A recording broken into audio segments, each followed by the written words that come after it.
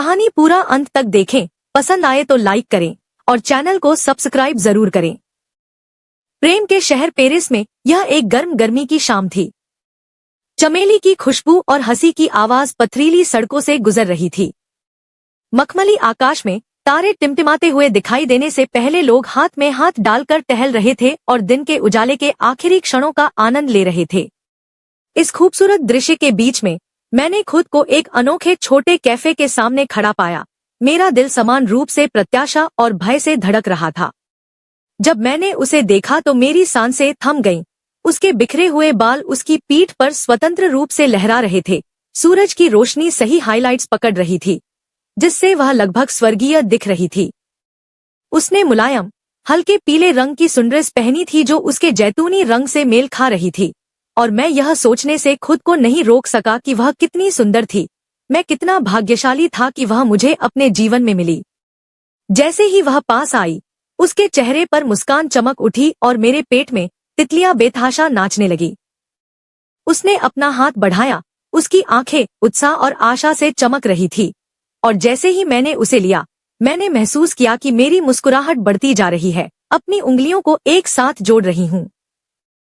यह एकदम फिट था, जैसे हम किसी पहेली के दो टुकड़े हों जो एक दूसरे के लिए ही बने हों। हाय आप, उसने सांस लेते हुए मेरे गाल पर एक नरम चुंबन देने के लिए झुकते हुए कहा। मैंने तुम्हें बहुत याद किया है। उसकी आवाज कर्कश थी और मैं उसकी सांसों की गर्मी को अपनी त्वचा पर महसूस कर सकता था। मैंने भी तुम्हें याद किया है, मैंने उत्तर दिया। मेरी अपनी आवाज थोड़ी कर्कश लग रही थी। मैं उन दिनों की गिनती कर रहा हूँ जब तक मैं तुम्हें दोबारा नहीं देख पाऊंगा। उसने मेरा हाथ दबाया। उसकी पकड़ मजबूत लेकिन कोमल थी। ठीक है, अब आप यहाँ हैं और मैं इसका अधिकतम लाभ उठाने की योजना बना रही हूँ, उसने आंखों में शरारती चमक लाते हुए कहा। क्या हमें? इसके साथ वह मुझे कैफे के अंदर ले गई और मैं अपनी रीढ़ की हड्डी में प्रत्याशा की सहरन महसूस कर सकता था। आज शाम को क्या रोमांच घटित होगा? हमारी एक साथ यात्रा हमें कहाँ ले जाएगी? मैं बस इतना जानता था कि फिलहाल मैं उस क्षण के जादू और हमारे संबंध की गहराई पर भरोसा करते हुए उसका अनुसरण करने में संतुष्ट था। कैफे छोटा और आरामदायक था, जिसमें टिमटिमाती रोशनी की छतरी के नीचे एक साथ मेजें लगी हुई थी। ताजी बनी कॉफी और बेकिंग की सुगंध हवा में फैल गई, जिससे मेरे मुंह में पानी आ गया। हमारे वेटर, काले बालों और दयालु आंखों वाला एक युवक, ने हमारा गर्मजोशी से स्वागत किया और हमें पीछे के कोने में एक छोटी सी मेज पर ले गया। जैसे ही उसने हमारा मेनू रखा, मैंने उसकी ओर देखा, अपनी आंखें नहीं हटा सका। उसने एक पल के लिए मेनू का अध्ययन किया। सोच में उसकी भौहें सिकुड़ गईं। अंत में उसने मेरी ओर देखा और शरारत से मुस्कुराया। आप क्या सोचते हैं? उसने पूछा। उसकी आवाज चंचल थी। मैं आज रात कुछ मीठा खाने के मूड में हूँ, मैंने उसकी मुस्कुराहट का जवाब दिया और सिर हिलाया। ठीक है, मुझे लगता है कि यह एक अद्भुत विचार लगता है, मैंने उत्तर दिया। मैं किसी भी चीज के लिए तैयार हूँ। और इसके साथ ही हमारा वेटर हमारा ऑर्डर लेने के लिए लौट आया और शाम हमारे सामने एक सुंदर हाथ से बुने हुए टेपेस्ट्री की तरह खुल गई, हर पल पिछले से भी अधिक जादुई। जैसे ही हमने अपनी कॉफी पी और एक स्वादिष्ट चॉकलेट लावा केक साझा किया, हमने खुद को हंसते हुए और अब तक साझा किए गए रोमांचों को याद करते हुए पाया। उन्होंने मुझे लोवर में अपनी पसंदीदा पेंटिंग के बारे में बताया, जब हम लग्जमबर्ग गार्डन में खो गए थे और पहली बार उन्होंने एफिल टॉवर के नीचे मुझे चूमा था। मैंने सुना, उत्साहित हो गया। मेरा दिल मेरे बगल में बैठी अविश्वसनीय महिला के लिए प्यार और प्रशंसा से भर गया। सूरज क्षितिज के नीचे डूब गया, जिससे आकाश गुलाबी और नारंगी रंग में रंग गया और मुझे लगा कि मेरे ऊपर दुख की लहर दौड़ गई है, यह जानते हुए कि जल्द ही हमें अलग होना होगा। लेकिन अभी के लिए मैं उसके साथ हर पल का आनंद लेने, उसकी उपस्थिति की चमक और उसके अस्तित्व से निकलने वाले प्यार का आनंद लेने में संतुष्ट था। जैसे ही रात के आकाश में तारे टिमटिमाने लगे, मुझे पता था कि हमारे रास्ते हमें जहां भी ले जाएं, हमारे पास यह विशेष क्षण, यह आदर्श पेरिस शाम हमेशा याद रखने के लिए होगी। जैसे ही हमने अपनी मिठाई खत्म की, हमारा वेटर चेक लेकर लौट आया और मैं अपने बटुए की ओर बढ़ा। हमारे भोजन के लिए भुगतान करने के लिए उत्सुक था और यह सुनिश्चित करने के लिए कि वह समझे कि यह रात मेरी थी, यह कितनी महत्वपूर्ण है। लेकिन उसने धीरे से अपना सिर हिलाया और मेरा हाथ मेरे हाथ के ऊपर रख दिया। उसके होठों पर एक नरम और संतुष्टिदायक मुस्कान थी। यह मुझ पर है, उन्होंने कहा। उनकी आवाज नरम और गंभीर थी। मैं आज रात हमें और उन सभी चीजों का जश्न मनाना चाहता हूँ जिनसे हम गुजरे हैं। मैं इसे उस रात के रूप में याद रखना चाहता हूँ जब मैंने तुम्हें दिखाया था कि तुम मेरे लिए कितना मायने रखते हो। उनकी उदारता से आश्चर्यचकित होकर मैं अपने गले में एक गांठ जैसा महसूस करने से खुद को नहीं रोक सका। धन्यवाद। मैं किसी तरह से अपना गला घोटने में कामयाब हो गया। हमारी आवाज हमारे चारों ओर हो रही बातचीत की धीमी गड़गड़ाहट के बीच बमुश्किल सुनाई दे रही थी। आपको ऐसा करने की जरूरत नहीं है। मैं अपने तरीके से भुगतान कर सकता हूँ। लेकिन वह सिर्फ मुस्कुराई। उसकी आंखें मेरी आंखों से हट ही नहीं रही थी। मैं चाहती हूँ, उसने जोर देकर कहा।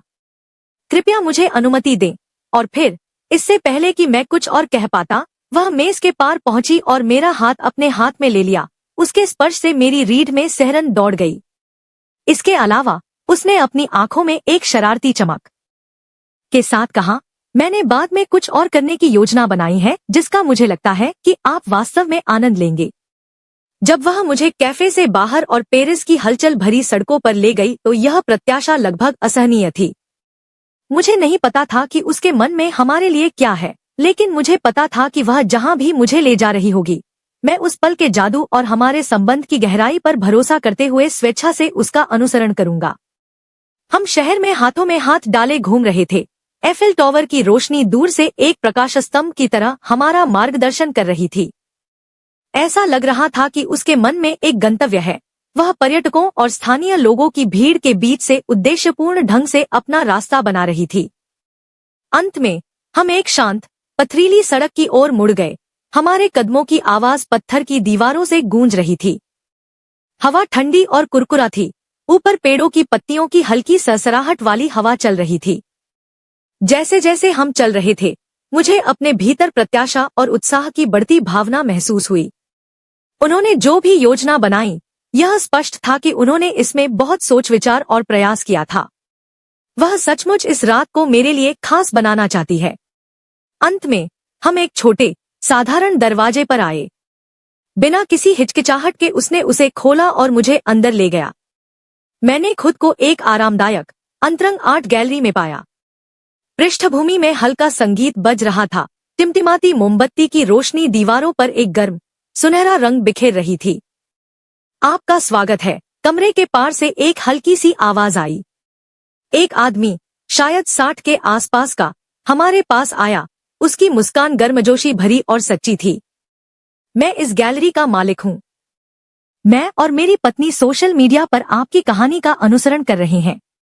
उन्होंने मुझे कला के प्रति आपके प्रेम और लोवर में आपके समय के बारे में बताया। हमारे पास आज रात आपके लिए कुछ है। विशेष बनना चाहते हैं। वह हमें एक छोटी सी पेंटिंग की ओर ले गया, जिसका फ्रेम मामूली और साधारण था।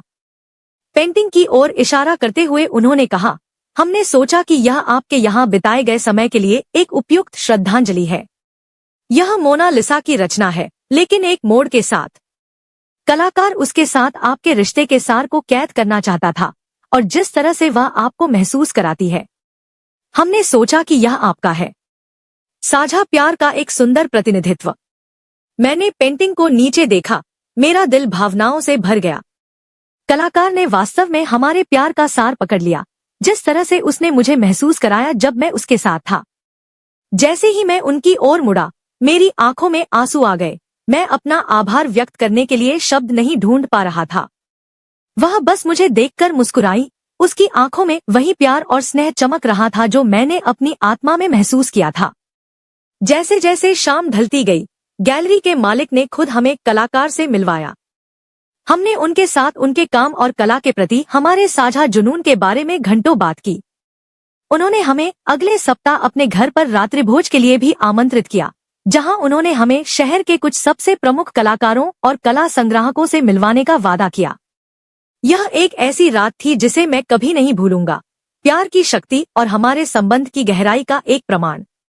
जैसे ही हमने अंततः अलविदा कहा और पेरिस की हलचल भरी सड़कों पर वापस चले गए, मैंने उसका हाथ अपने हाथ में ले लिया, यह जानते हुए कि जीवन हमें जहां भी ले जाएगा, हमारे पास यह विशेष क्षण, यह आदर्श शाम हमेशा याद रहेगी, जैसे हमेशा के लिए। उसने मुझे घुमावदार, मुड़ती सड़कों पर घुमाया।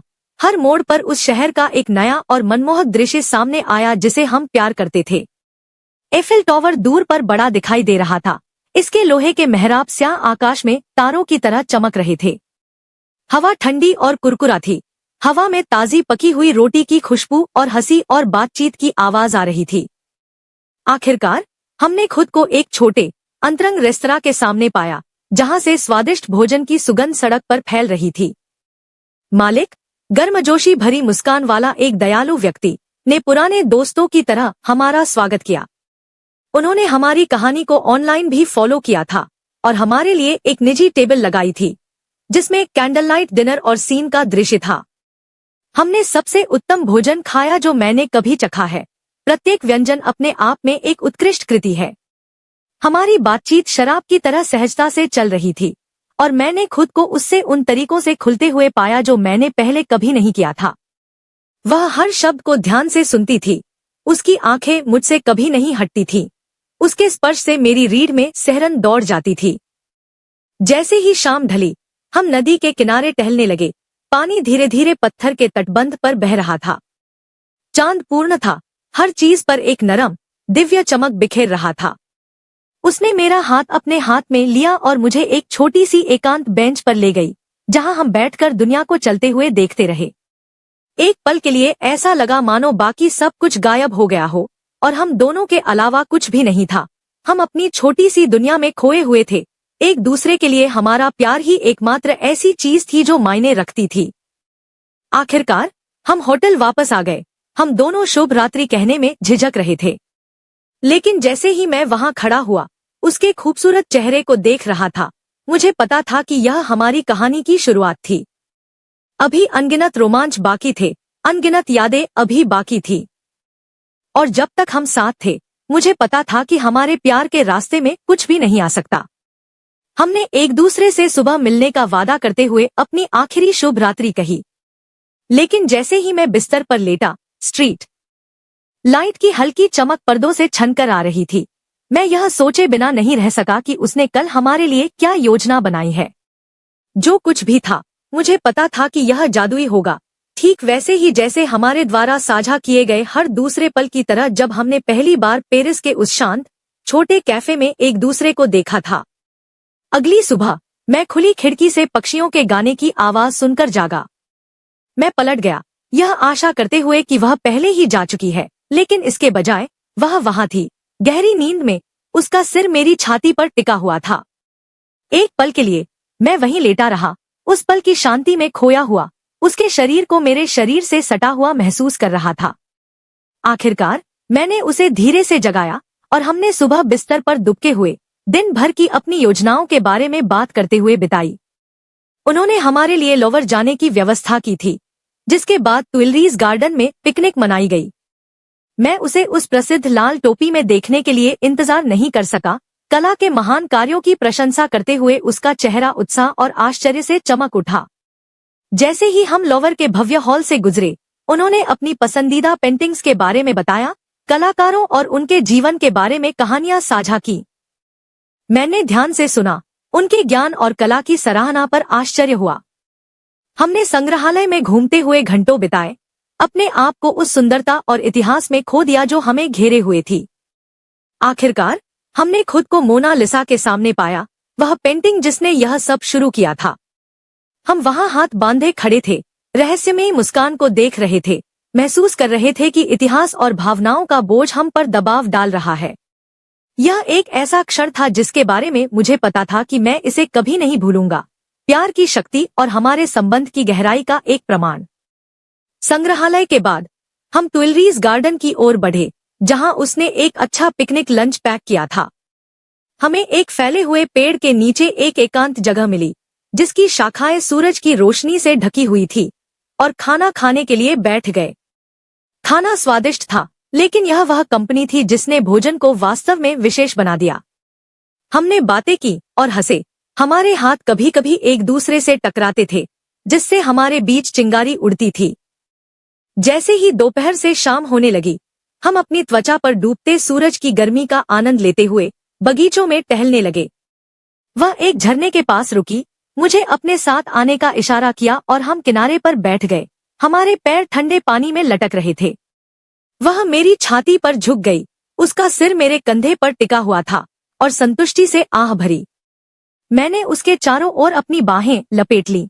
उसका दिल मेरी छाती पर धड़क रहा था और मुझे पता था कि उस पल में मैं इस दुनिया में किसी अन्य जगह के बारे में नहीं सोच सकता था जहां मैं हो सकता था। आखिरकार हम होटल वापस आ गए। हम दोनों शुभ रात्रि कहने में झिझक रहे थे, लेकिन जब हम वहां खड़े थे, एक दूसरे की आंखों में देख रहे थे, तो मुझे पता था कि यह हमारी कहानी की शुरुआत थी। अभी अनगिनत रोमांच बाकी थे, अनगिनत यादें अभी बाकी थी। और जब तक हम साथ थे, मुझे पता था कि हमारे प्यार के रास्ते में कुछ भी नहीं आ सकता।